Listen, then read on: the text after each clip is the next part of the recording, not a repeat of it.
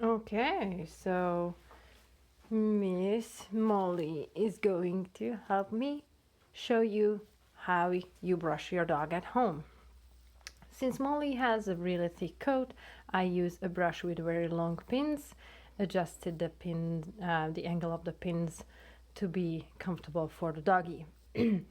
So, I usually start by the feet. The reason for that is because I want to make sure that the doggy doesn't have toe mohawks and popped boomerangs. Now, let's say we cover those and they are removed. Hold on. So, the other reason why I start at the feet is because I want to work on the least possible hair at a time. And in case I would start here, I would work on all a big bunch of hair. All if in case I would start here, I would work on all the hair under the brush. Here, it's only one line. That's why I called, or that's why it is called line brushing. Like you brush the doggy's feet and you are feeding the brush. You're feeding the brush. Just like that. And you are going upwards towards the doggy's butt and then towards the doggy's head. And you did this line here, and then we need to go on the front of the hind leg. Just like that. Excellent. And once we are done with that line, we are going on the back side of the leg.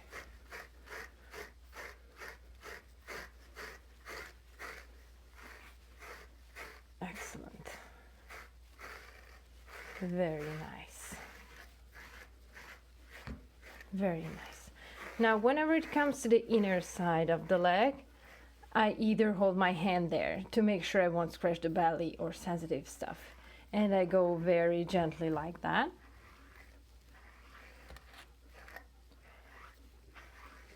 Or I move the doggy's leg a little bit outward and then I go in there like that.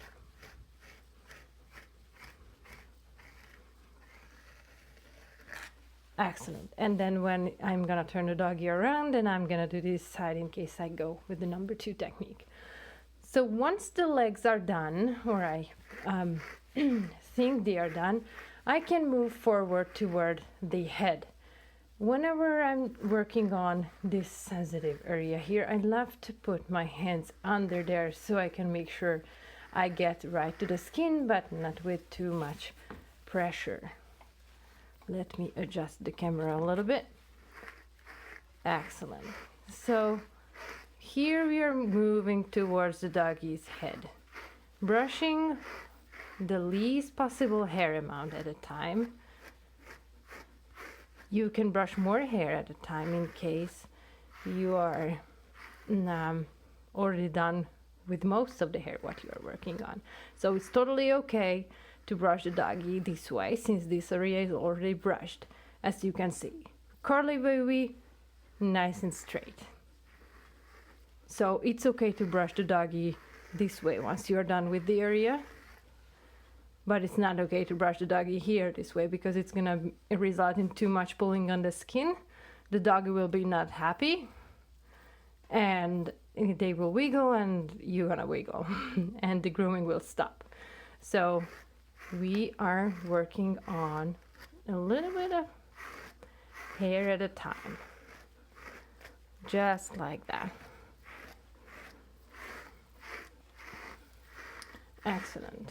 Front feet, we do the same thing like that on the front, same thing on the side, same thing on the inner side. I usually reach the inner side this way, or the same way I showed to you on the other video. And this area is really tricky, so I love to lift the doggy's feet up like that and make sure you won't hit the skin right there. Excellent. This doggy had a wellness checkup, so she has a little bit of bald spot around there. And you work around the doggy's leg like that. Excellent. Excellent. I love to keep my hand on the other side whenever it's possible, so I can make sure that I'm using the right amount of pressure and I get to the skin, but I won't get too rough on the sensitive areas. Excellent. Very nice. I'd like to move the ears. Miss Molly has gorgeous ears. I'd have to move the ears away. So I'm gonna be able to get to the back of the ears and the neck area really, really well.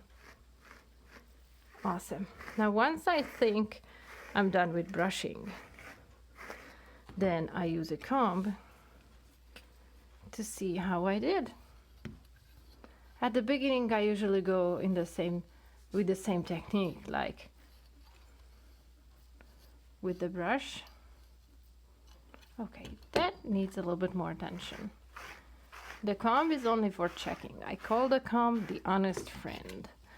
That it's gonna tell you whether you want to hear it or not, that you need to work a little bit more with the brush here and there.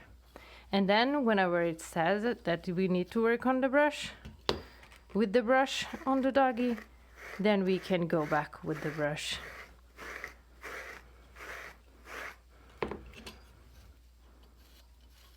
Excellent. Very nice.